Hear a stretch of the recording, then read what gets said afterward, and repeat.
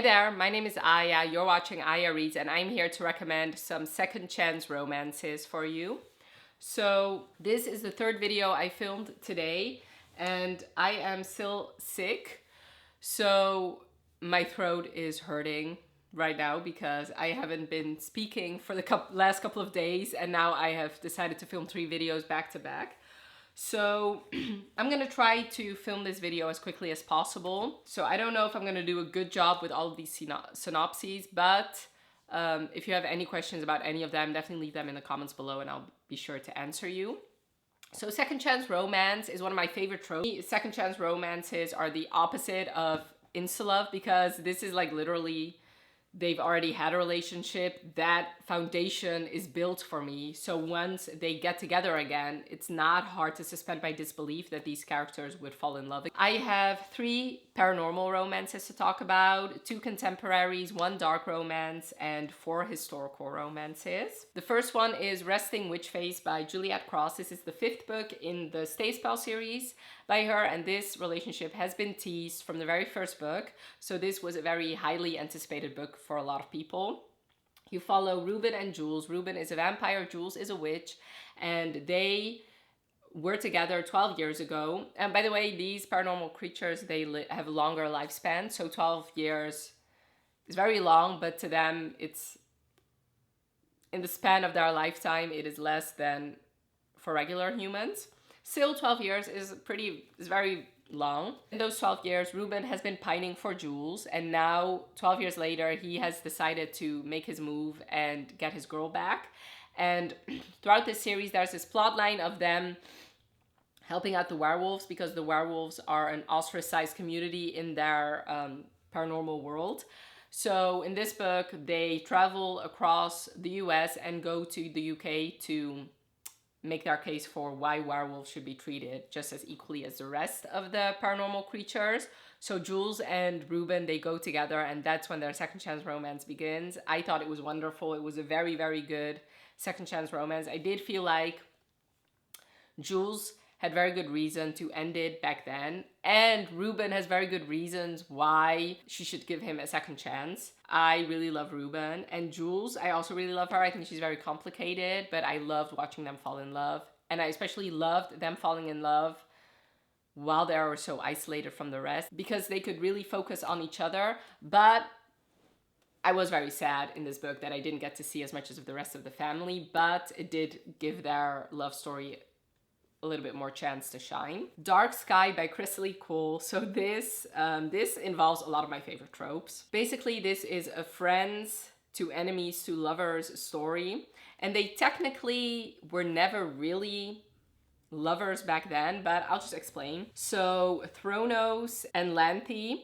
they were childhood friends. She's a sorcerer and he's a reckoner, who are like angels almost. They are kind of enemies, their species, but he knows that she's his mate from very early on. So that is kind of where the second chance romance comes in, because he knows that they are meant to be together, but he betrays her, not on purpose, which ends up killing her parents. And what her power is that she can compel people to do whatever she wants. So she compels him to jump off like this tall building and not use his wings. And he hasn't locked into his immortality yet. So basically he has broken bones all over his body and he's not able to heal himself like he would if he was immortal. So he has been living with that pain all these years. So he has like very big scars and like walking really far hurts him, stuff like that. But since they're mates, this happened, I don't know, like centuries ago. And he's been hunting her ever since because she's his mate, and eventually he wants to get together with her. So that is kind of where the second chance romance comes in, because he knows that she's his mate. She knows too, I think. But they never really had a chance to do anything about it because of events that happened in the past. And now is kind of their second chance. He finally has her in his reach and they finally do fall in love. I really love this book. I know some people don't, and I get why, but I really loved it. I felt like this was such a good book, and this really solidified, like this is like the peak enemies to lovers book in my opinion. The Ex-Hex by Aaron Sterling. So I've been talking about this book a lot during this fall spooky season, so I'm not gonna spend a whole lot of time talking about this. This follows Vivienne Reese, and 9 years ago they had this whirlwind romance and they fell in love, but he broke her heart. So she decides to cast a spell on him, or a curse on him, with her cousin, but the curse doesn't seem to work until he comes back to Graves Glen where she lives, and the curse finally starts working, and anything that can go wrong is going wrong. So she has to help him lift the curse, and that is where that second chance romance comes in. I love this book. It's one of my favorite books of all time, and it's a very, very good second chance romance. Especially, I really love the aspect in here, the difference between their two loves, because the first time they fell in love, they were still so very young, and it was only a couple months. Whereas now that they're falling in love, they're more mature. They know themselves better. Like it definitely did feel like a more mature love than when they fell in love 9 years ago. Now for my contemporary romances, the first one is a new release of 2023, and it's Happy Place by Emily Henry. This is my favorite Emily Henry book, and I do feel like the reason for that is because it's a second chance romance. This is about Win and Harriet, and they have been together for years, and basically they both are in one friend group, so everybody just knows that they're together. But what their friend group doesn't know is that they actually broke up 5 months ago, but they haven't told their friends, and now their friends have decided to go on this last vacation to this cottage that's going to be sold after their vacation. And since they don't want to ruin the vacation, they decide to pretend that they are still together. So it's also kind of like fake dating. And while they're doing that, in this book, you get flashbacks of when they first fell in love, and you get their second chance romance, really coming to terms with what the reason was that they broke up, and, you know, seeing if they can get back together. I really loved it. I loved seeing their relationship develop, but also I really loved seeing their relationship crumble, because from that they built up something new. Yeah, I really loved it. Like I said, it's my favorite Emily Henry. If you've not read this book yet, I would highly recommend it. The Mistake by Elle Kennedy. This is the second book in her off-campus series. And you follow Grace and Logan. Basically, Logan has been crushing on his best friend's girlfriend. He runs into Grace, who's a freshman and a virgin, and he kind of uses her to distract himself from his crush. When she finds out, she is livid, and she doesn't want to have anything to do with him. And during that time, he realizes that, you know, maybe Grace is the one he wants to pursue, and maybe he doesn't really have a crush on his best friend's girlfriend. It's more that he wants what they have, and he knows that he can have that with Grace. So there starts months of groveling for him to try and get her back. I really love this book, and I do like this type of second chance romance where the first time wasn't really a full-on relationship. It was mostly a potential for a relationship, and somebody screwed up along the way, and now their second chance is actually them getting into an actual real relationship. I love the off-campus series. I've only actually read the first two, but I cannot wait to continue. It's just a fun hockey romance, but I do have to say they do all have, well, at least the first two that I read, the first two have, even though they are fun and you fly through them, they all have some darker element to it. And this book, the darker element is that Logan's father is an alcoholic, and basically that has a big giant impact on his future and how he sees his future. So yeah, if you like a fun sports romance but with a little bit more depth to it, I would highly recommend the Off-Campus series. I do understand why it's so popular. It's very popular for a reason. And it does stand the test of time, because this was published in 2015 and it's still very popular. And like I said, I can definitely understand why. Now for my only dark romance, it is Bloody Heart by Sophie Lark. So this is the fourth book in her Brutal Birthright series.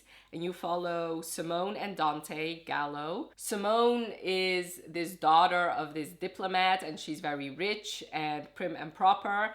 And he is the son of a mafia don.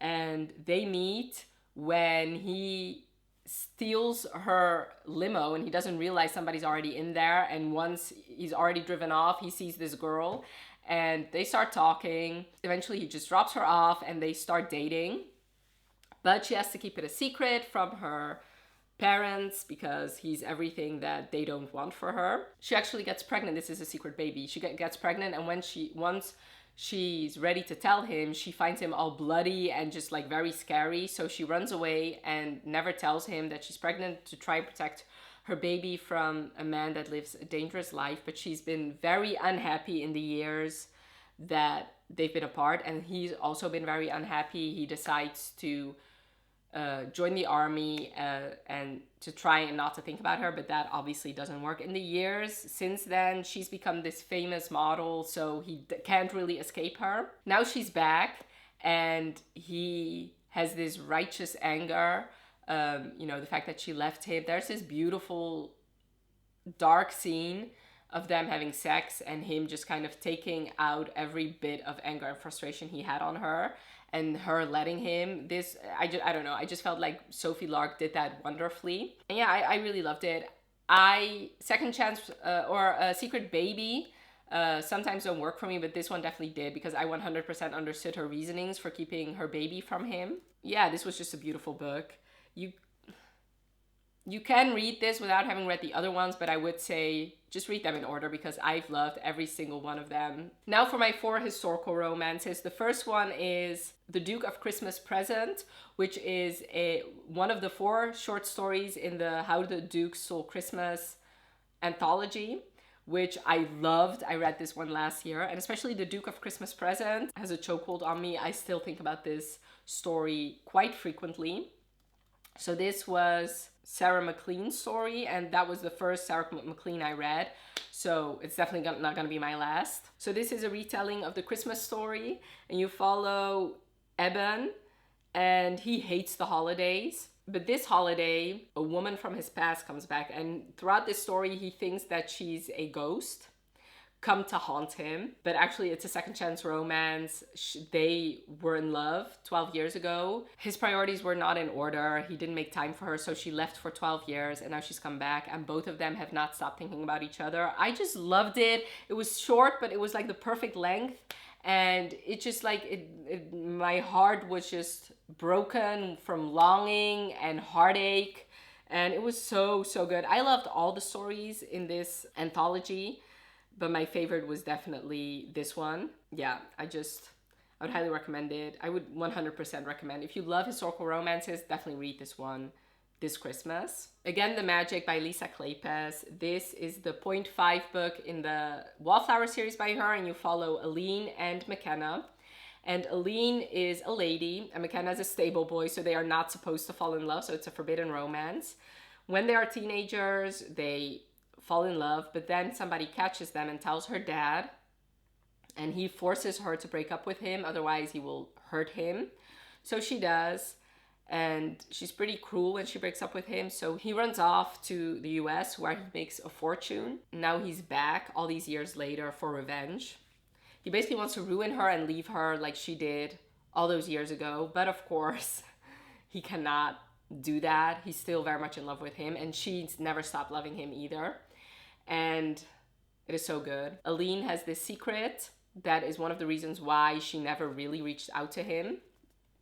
And once he finds out what's been keeping them apart for all these years, he, just like Dante, has this righteous anger. And I just felt for him. I definitely understood. And this was such a great second chance romance. It was so beautiful. And, I felt for both of them. Like, I understood both their problems, and I just wanted them to kiss and make up, and they did, and it was so good. The Devil's Submission by Nicola Davidson. This is a novella, historical romance novella, and we follow Devil and Lady Eliza. They are married, actually, but they've been estranged. He's submissive, and she's dominant, but her mother has kind of put it in her head that she needs to be this meek, demure lady, while Devil actually fell in love with this strong-headed, dominant girl. So when they get married and she listens to her mom, he sees that she changed, and he cannot bear to be with this woman because that is not who he fell in love with. So when he realizes that the girl he fell in love with is not the same one that he married, he just leaves her, goes to London and just leaves her back in the country until Eliza needs him. So she comes back to London, and that's where she finds out his secret, and she realizes that what he needs is for her to be herself. And this was a very good second chance romance, very smutty too. So if you love a good spicy historical romance novella, this I would highly recommend. And last but most certainly not least is Seduce Me at Sunrise. This is a book in one of my favorite historical romance series. This is the second book, and you follow Kev and Win. And they've grown up together. Kev is a Romani boy that the Hathaways found almost beaten to death. So they took him in, nursed him back to health, and Win was very involved in that. And he's been living with them ever since, but he's always felt like he was apart from the family. He never really felt like he fit in, and he didn't feel good enough to be a part of this family. But Win and Kev have always had this special relationship. She's been loving him all this time, and he's been pining for her, but he feels like he's not good enough for her. And Win gets sick with Spanish fever, I'm pretty sure. So she's very fragile. Her sister sends her off to France to heal with this experimental treatment. Before she goes, she actually kisses him and tells him that she's always loved him. He rebuffs her. When she comes back with another man. And he still feels like he's not good enough for her. He feels like he's like this rough, strong man, and she's still this fragile, dainty girl. But all she wants is him. She's never really loved anybody else. And once he realizes, especially like this man may not be good for her, that kind of forces his hand too. And I really love the second chance romance. This is, I think, my least favorite in the Hathaways, but it's still 5 stars, and I did really, really love it. So I would highly recommend. I would recommend any of the books in the series. And I would actually, for this book, I would highly recommend reading the first book first, because they are very closely interconnected. But I really love this book, and it was a very good second chance romance. So my voice held out, which I'm very glad about. Definitely let me know in the comments below some of your favorite second chance romances. And if you've gotten to the end of the video, definitely leave me a red heart emoji. And I hope you enjoyed this video. Thank you so much for watching. Have a wonderful rest of your day, and I'll talk to you later. Bye.